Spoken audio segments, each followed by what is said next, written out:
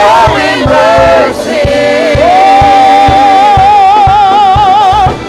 When I move my body, when I move my feet, when I open my mouth, then the darkness flees. When I move my body, when I move my feet, when I open my mouth, then the darkness flees. When I move my body, when I move my feet, when I open my mouth, then the darkness flees. When I move my body, when I move my feet, when I open my mouth, then the darkness flees.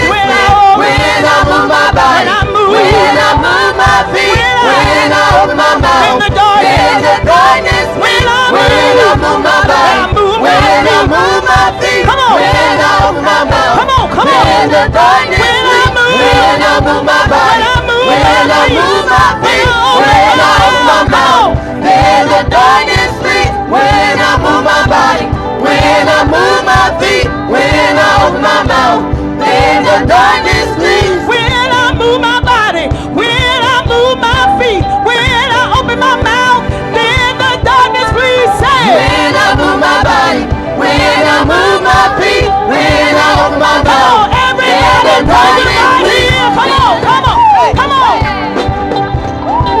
Woo! Y'all ready? Y'all ready? Come on.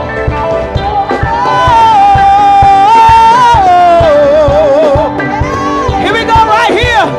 My praise is a weapon. My praise is a weapon. My praise is a weapon. My praise is a weapon. My praise is a weapon. My praise is a weapon. My praise is a weapon. My praise is a weapon. My dance is a weapon. My dance is a weapon. My dance is a weapon. My dance is a weapon. My dance is a weapon. My dance is a weapon. My dance is a weapon. My dance is a weapon. My giving is a weapon. My giving is a weapon. My giving is a weapon. My giving is a weapon. My sowing is a weapon. My sowing is a weapon. My sowing is a weapon. My sowing is a weapon. My praying is a weapon. My praying is a weapon. My praying is a weapon. My praying is a weapon. My shouting is a weapon. My shouting is a weapon. My shout is a weapon. My shout is a weapon. Say my shout. My shout. My shout. My shout. My shout. My shout. My shout. My shout. My leaping is a weapon. My leaping is a weapon. My leaping is a weapon. My leaping is a weapon. My dance is a weapon. My dance is a weapon. My dance is a weapon. Here we go. My dance is a weapon. Say it's a weapon. It's a weapon. It's a weapon. It's a weapon. It's a weapon. It's a weapon. It's a weapon. It's a weapon. I don't mind using my weapon. It's a weapon. I don't mind using my weapon. It's a weapon. In my car, it's a weapon. I use my weapon. It's a weapon. On my job, it's a weapon. I use my weapon. It's a weapon. I don't mind. It's a weapon. I don't mind. It's a weapon. It's a weapon. It's a weapon. Now everybody clap. The desire of the righteous will be granted. That means the things that we are expecting God to do that's in line with his will or his word, he is going to do those things. Come on, that means what I have been asking God to do that is in line with his will, listen to me, for my life, it is going to come to pass.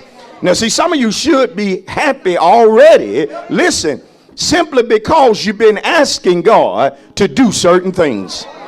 And see, he's saying to you this morning that despite what you may have been going through, the desire of the righteous will be granted. He's saying, I'm going to give you what you've been desiring. I'm going to give you what you've been asking me. Come on, somebody been asking God to manifest something. And though it looked like it's being delayed, he's saying don't worry about the delay, because the desire, oh God, of the righteous will be granted. And see, if you believe God, If you take him at his word, you can dance right now.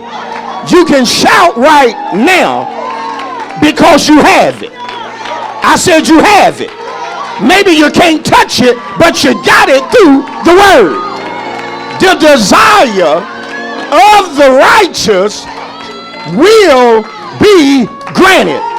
Can I say it like I want to say it? You're going to get it, mama. I said you're going to get it, mama. It's going to happen, business owner. It's coming to pass, leader. Why? Because when it comes to the righteous, notice what he says again. The desire of the righteous will connotes a promise. It's got to happen. I said it's got to happen. What God told me 10 years ago would happen. It's been 10 years, but I know it's going to happen. Be seated. Because meanwhile, oh Lord, somebody shout meanwhile. Before it's granted, before it manifests, look what Isaiah tells us. Oh, we got to do some waiting. I said we got to do some waiting sometimes. Notice what Isaiah says. But those who wait on the Lord shall renew their strength. They shall mount up with wings like eagles. They shall run and not be weary. They shall walk and not faint. Look at somebody else and say, don't get tired of waiting.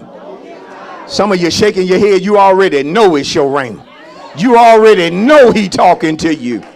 Don't get tired of waiting. Let's give him a big hand of praise. Don't get tired of waiting. Let's break down some important or some key words in the subject this morning. Let's look at the word wait. What does it mean to wait? Number one, you need to understand what it doesn't mean. And waiting is not used in a passive sense of just sitting around doing nothing. Whenever we biblically talk about waiting upon the Lord, again, it is not a passive word. We're not passively sitting around doing nothing, waiting on God to do everything. No, that's not what he is saying. But when it comes to the word wait or waiting, number one, I want us to receive that it has to do with having and maintaining expectation that is based upon trust or hope. It is having and maintaining expectation, listen, that is based upon trust or hope that's in God. In other words, when I make God my trust, when I put my trust in God, then I am expecting or looking for certain results because I truly trust him. I have placed my hope in him, watch this, to do for me the thing that I cannot do for myself. But I have put my hope in him. Now, when it comes to the word hope, it can be a tricky word because some folk, when they use the word hope, they only have one meaning, which is wishful thinking. But when it comes to hope that we have that's based in God, that's based upon God's word, we are not using the term wishful thinking. No. We leave that up to the sinner. But when it comes to the righteous, our hope is in God, which means that he is our source. Whatever we need, we recognize that he can provide it. Come on, somebody. That's the reason many of us call him Jehovah Jireh. Even though our name is not Abraham, but like he did for Abraham, he has did it for us time and time again. Has God ever provided what you couldn't provide? Has he ever did it? Has he ever showed up and took care of a need that you knew were beyond your resources? Oh, that's the reason I call him my Jehovah Jireh. Don't make the job your provider. Don't make your family your provider. Don't make your bank account your provider. Make God your provider. Have expectation, listen, that is tied into or based upon your trust in God. That means, child of God, that no matter what happens in your life, as you continue to look for a promise to manifest, you are not going to take your trust out of God. I said you ain't going to take your trust out of God. Pastor, why are you saying that? Because there are times that we put our trust in God, and when something goes from seemingly being bad to worse, if you're not careful, you'll take your trust out of God and you'll put it in the doctor. But see, that is a mistake. Do we want God sometime to use the doctor? Yes, but we want God to guide the doctor's hand. We want God to give the doctor wisdom, watch this, which is beyond what he or she learned in school. Why is that going to happen for a child of God? Because though we at the doctor office, the emergency room, we have our trust in God. So no matter what the machine reads out, we know God is able to take care of it. I'm talking to somebody. You make a mistake when you start looking at a situation thinking that it's never going to get better.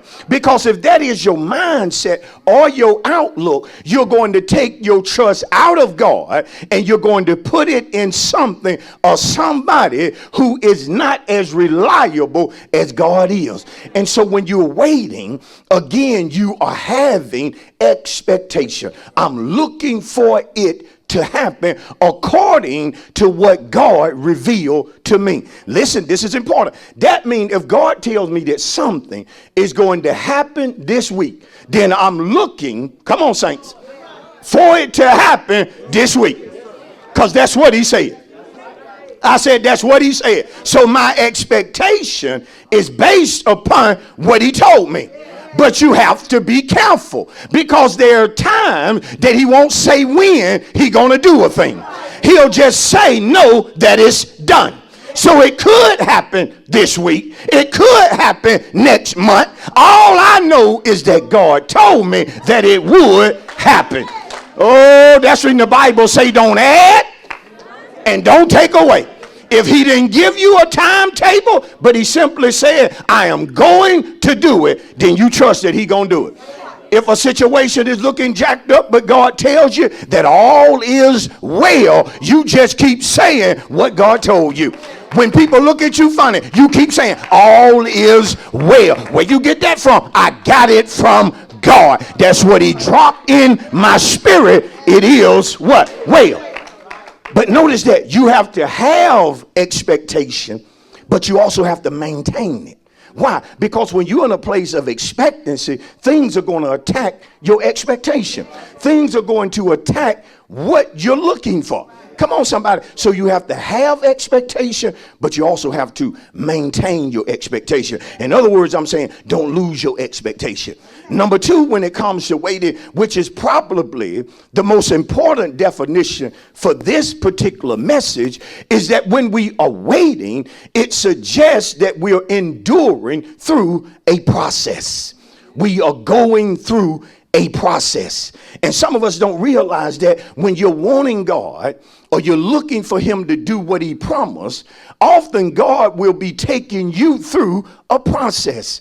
And you know, when it comes to saints of God, we get tunnel vision. We're only looking at what we want to see happen. We're only looking at the situation. But do you know when God allows certain things to come upon us, then it's bigger than what we're going through. God is taking us through a process. And some of you, he's allowing you to go through something that you will know in the end of what you're going through, that you can always rely on God. You can always trust God. Come on, somebody. Old saint used to tell us that you can't live off of other people's testimony. You can get excited about it, but you can't live off of it. See, sooner or later, you got to know him as healer. Sooner or later, you got to know he'll show up. You got to know that he He'll bless you when the check. Oh, come on, somebody. And many of you, the reason you know God the way you know him is because he has taken you through a process. Oh, what you are right now, you was not years ago. But through a process, come on, you learned to trust him come hell or high water. Come on, somebody. We have learned to trust him. Why? He's taken us through a process. And so we know that no matter what's going on, we can depend on God. We can depend on it. How many have ever been through a process or had God take you through a process, and in the end, he manifested what he told you in the beginning? Oh, I say he manifested what he told you in the beginning. See, a lot of time God will tell us something and we'll shout at the beginning. And then we'll show enough shout when we look at the ending. But we're not looking at the process. Something is coming. And it's coming often, listen, in the form of a test.